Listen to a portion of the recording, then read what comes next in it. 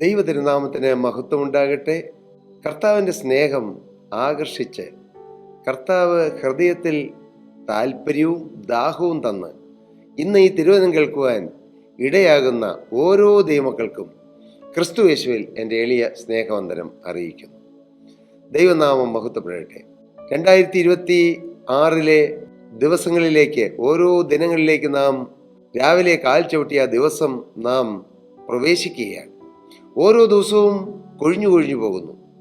ഓരോ ദിവസവും കൃപയാൽ ദൈവം തന്ന ആയുസ് കൊണ്ട്, ആരോഗ്യം കൊണ്ട്, സമാധാനം കൊണ്ട് നാം ഓരോ ദിവസത്തേക്കും കടന്നു വരുന്നു.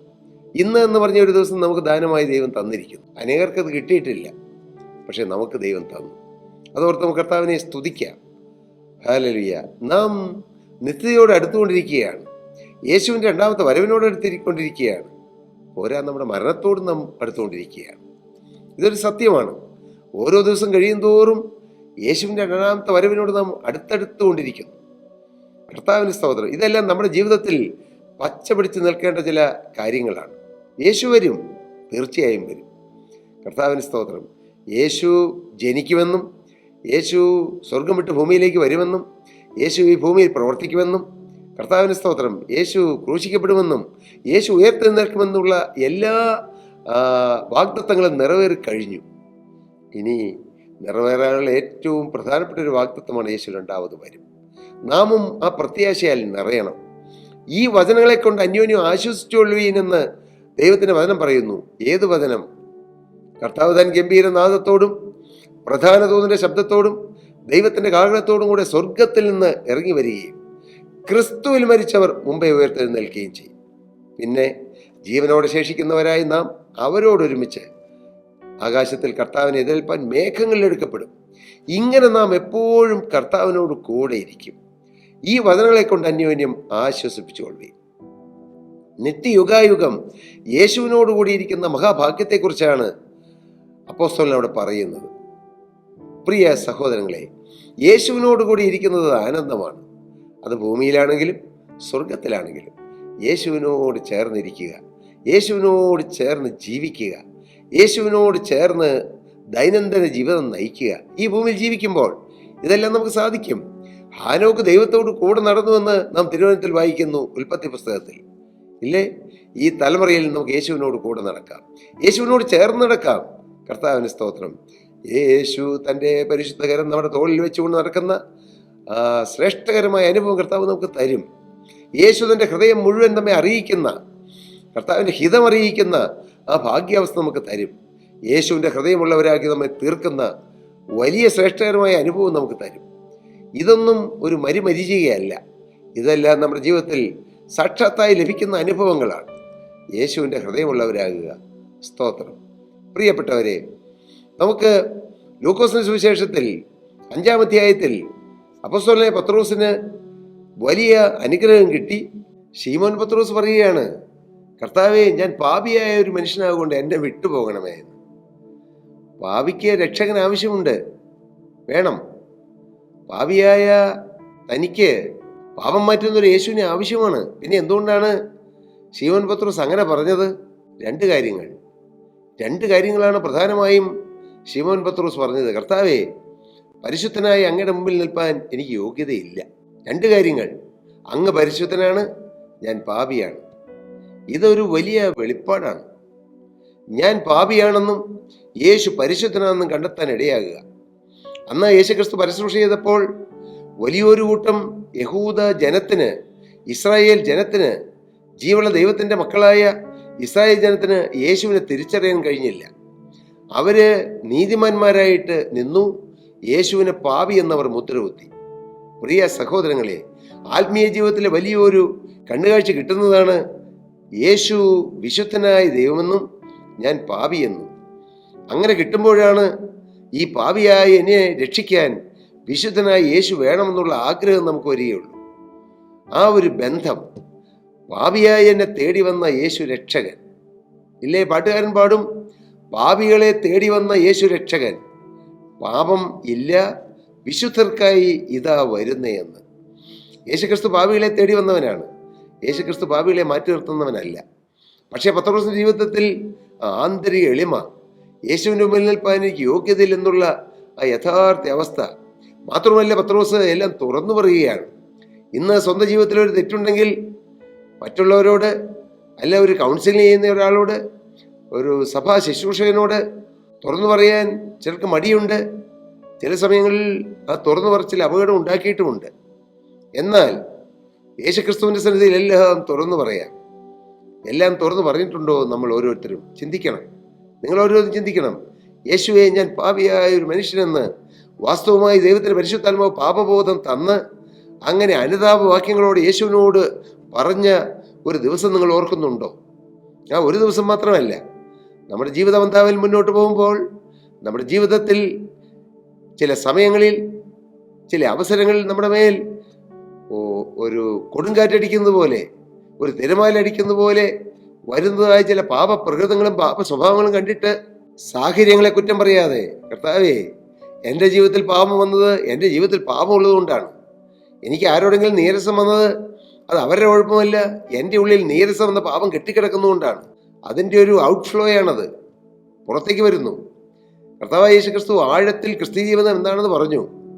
മനുഷ്യൻ്റെ അകത്തേക്ക് ചെല്ലുന്നതല്ല അവനെ അശുദ്ധമാക്കുന്നത്, മനുഷ്യരിൽ നിന്ന് പുറപ്പെടുന്നത് അത്രയും അവനെ അശുദ്ധമാക്കുന്നത്. മനുഷ്യനിൽ നിന്ന് ദുശ്ചിന്ത, കൊലപാതകം, ഇങ്ങനെ അനേകം കാര്യങ്ങൾ ഉള്ളിൽ നിന്ന് പുറത്തേക്ക് വരുന്നു. അത് മനുഷ്യനെ അശുദ്ധമാക്കുന്നു എന്ന് കർത്താവ് പറഞ്ഞു. പ്രിയപ്പെട്ടവരെ, നമ്മുടെ ജീവിതത്തിൽ നന്മയൊന്നുമില്ല, അനേകം തിന്മയുടെ വശങ്ങൾ ഉണ്ടെന്ന് നമുക്ക് കണ്ടെത്താൻ കഴിയുന്നതാണ് ഒരു ദൈവിക വെളിച്ചം വരിക എന്നുള്ളത്. മറ്റേ ഒരു ദൈവിക വെളിച്ചമില്ലെങ്കിൽ ഞാൻ പറഞ്ഞതെല്ലാം ശരി, ഞാൻ പറയുന്നതെല്ലാം ശരിയാണ്, അങ്ങനെ നമുക്ക് തോന്നും. അതൊരു തോന്നലാണ്. എൻ്റെ പ്രിയരെ, മറ്റുള്ളവരെ നമ്മെ കാണുന്നൊരു ഞാനുണ്ട്, അല്ലേ? മറ്റുള്ളവർ എന്നെ കാണുന്ന ഒരു ഞാനുണ്ട്. അവർ കാണുമ്പോൾ എന്നെക്കുറിച്ച് പലതും പറയുമായിരിക്കും. എൻ്റെ പോരായ്മകൾ, എൻ്റെ ബലഹീനതകൾ, അല്ലെങ്കിൽ അവർക്ക് രുചികരമല്ലാത്ത എന്നിൽ നിന്നോട് വരുന്ന സ്വഭാവ ദൂഷ്യങ്ങൾ എല്ലാം അവർ ചിന്തിക്കും. എന്നാൽ എനിക്ക് എന്നെ തന്നെ ഉള്ള എന്നോട് തന്നെയുള്ള ഒരു മതിപ്പുണ്ട്, അല്ലെങ്കിൽ ഞാൻ കാണുന്ന ഒരു ഞാനുണ്ട്. അതുമല്ല യഥാർത്ഥ എൻ്റെ സ്വഭാവം. കർത്താവ് കാണുന്ന ഒരു ഞാനുണ്ട്. യേശു രഹസ്യങ്ങളെ കാണുന്നവനാണ്. നാം ഇരിക്കുന്നത് എഴുന്നേൽക്കുന്നതെല്ലാം ദൂരത്തു നിന്ന് ഗ്രഹിക്കുന്നവനാണ് നമ്മുടെ കർത്താവ്.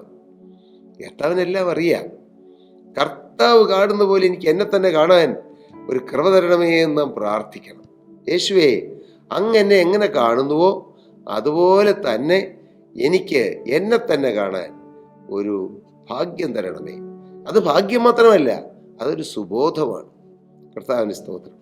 കർത്താവ് ദുഃഖിക്കുന്ന ഏതെങ്കിലും ഒരു കാര്യം വരുമ്പോൾ, അത് സ്വപ്നത്തിലാകട്ടെ, ഉറക്കത്തിലാകട്ടെ, നമ്മുടെ വാക്കിലാകട്ടെ, ചിന്തയിലാകട്ടെ, മനോഭാവത്തിലാകട്ടെ, നമുക്ക് ബോധ്യം വന്നാൽ അപ്പോൾ തന്നെ കർത്താവെ, ഞാൻ തിരുത്തിക്കൊള്ളാം, ഞാൻ തിരുത്തിക്കൊള്ളാം, ദൈവനാമം ഒത്തുപെടട്ടെ. ആ ഒരു മനോഭാവം, ന്യായം പറയുകയല്ല, ന്യായീകരണം പറയുകയല്ല. കർത്താവെ, എൻ്റെ കാര്യത്തിൽ ഇതിന് തെറ്റുണ്ട്, അംഗീകരിക്കുക. ഇംഗ്ലീഷിൽ ഒരു ചൊല്ലുണ്ട്, എവരി വൺ മേക്ക് മിസ്റ്റേക്ക്. എല്ലാവർക്കും ഒന്നല്ലെങ്കിൽ മറ്റൊരു തെറ്റ് വരാം, അല്ലേ? നാം ആരും പൂർണ്ണരല്ല. ഏതെങ്കിലും ചില വീഴ്ചകളോ താഴ്ചകളൊക്കെ നമുക്ക് പലർക്കും വരാം. പക്ഷേ അവിടെ പറയുന്നത് every one make mistake but admit it. അത് നമ്മൾ അഡ്മിറ്റ് ചെയ്യണം, എനിക്കത് വന്നു എന്ന്. 2, കറക്റ്റ് ഇറ്റ്, അത് നമ്മൾ കറക്റ്റ് ചെയ്യണം. 3, ഡോണ്ട് റിപ്പീറ്റ് ഇറ്റ്, അത് പിന്നെ ആവർത്തിക്കരുത്. Everyone make mistake, admit it, correct it, don't repeat it. അതാണ് ഒരു നല്ല മനോഭാവം. ഹല്ലേലൂയ. ശീമോൻ പത്രോസ് ഇവിടെ യേശുവിനോട് പറയുകയാണ്, യേശുവേ, ഞാൻ പാപിയായ ഒരു മനുഷ്യനാണ്, എൻ്റെ പടകിൽ അങ്ങ് കയറി നിൽക്കാൻ എനിക്ക് യോഗ്യതയില്ല. അങ്ങയുടെ തിരുവചനപ്രകാരം ഞാൻ പ്രവർത്തിച്ചു.